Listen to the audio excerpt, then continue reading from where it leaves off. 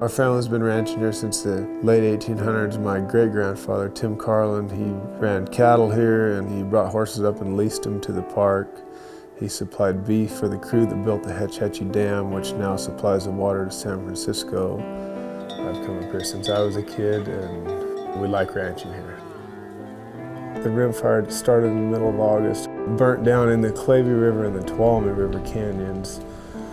And it went from about 600-acre fire to a 10,000-acre fire, I think, within a matter of a couple days. It burned into Packard Canyon, and then it burnt over the fire camp where fire crews were camped. And then from there it was heading east towards our private ground. But it did come out of the canyon there going 3 ways, and each way we had cattle. When it started coming this way to the east, it did come slower, but when it burned to the north through Jawbone, it burned through there. It burned through there in about 1 day where it was hot and burnt it all up. That's the very worst part that got burned. I can remember when we got the first phone call that a cousin of ours said, well, we saw 8 head of yours, that had been burned and dead. And our hearts sunk because we just thought, gosh, they should be getting this out. It shouldn't just be doubling and tripling every day. And so that was kind of, for me, I knew it's going to be worse than just a forest fire.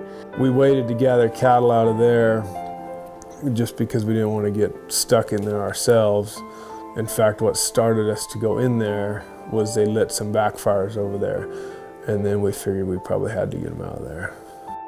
Getting the cattle out during the fire was more of a rush, knowing the fires might have been coming from both sides, or even where the fire had burnt through, we got a lot of thin cattle out, that were living in areas that were burned where there was no feed left, and there were cattle with burned feet too. A lot of the cattle that died on the north side, the fire just burned it, came through there so fast. Some were just laid down there on the road. Like one spot there was 14 head, I think, that were laid down on the road. Looked like they were all walking and tipped over. I think the hardest part of the fire for us was before we could get up here, because we were just at home and we had to wait for it to go through before you could even do anything. And so that was the hard part, was just we have to just sit and wait till the fire goes through before we can even see what's left. And so I remember Dan said to me at one time, because we were like, wow, it's possible that we could lose, hundreds of cattle. It's a real possibility. And he just looked at me and he said, if the whole thing burns up, we still have our family.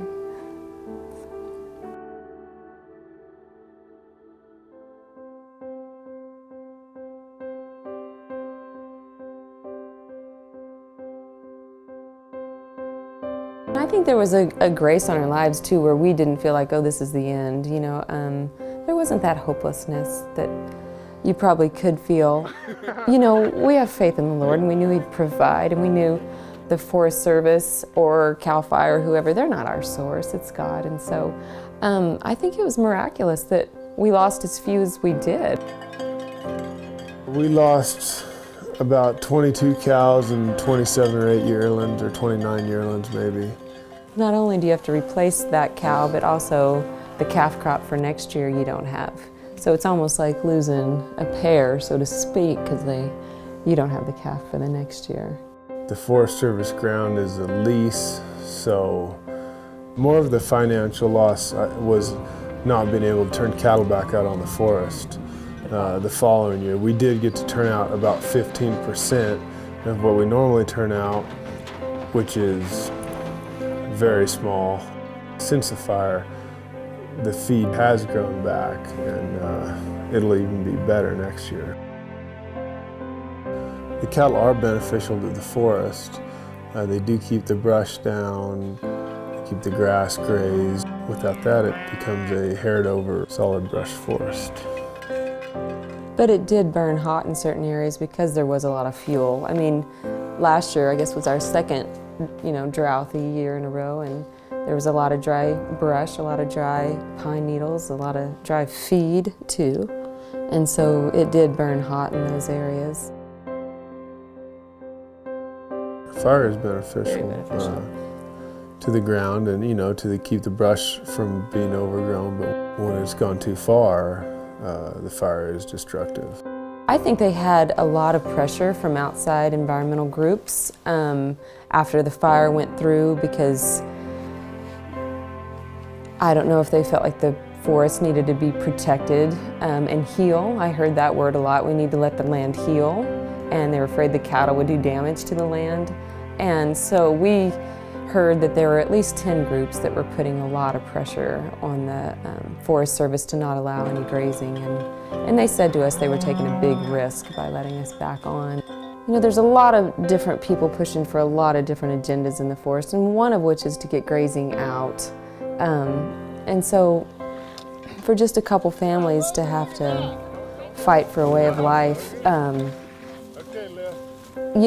that's what we're up against. But I think there's a lot of community support for grazing to continue. We even talked to a gentleman the other day. He said, once you see devastation like this, you start realizing, maybe people are more important than trees. And I think we would consider ourselves a true environmentalist. We don't overgraze our own property. We don't want to overgraze the forest. But we do like to see it taken care of. We don't like to see it turned into a brush pile or an area where trees just fall over and lay dead on the ground. We think it should be kept clean and taken care of. And we would like to continue to ranch here. I think that's probably why we think of taking care of this ground, because we'll plan on being here for the long term.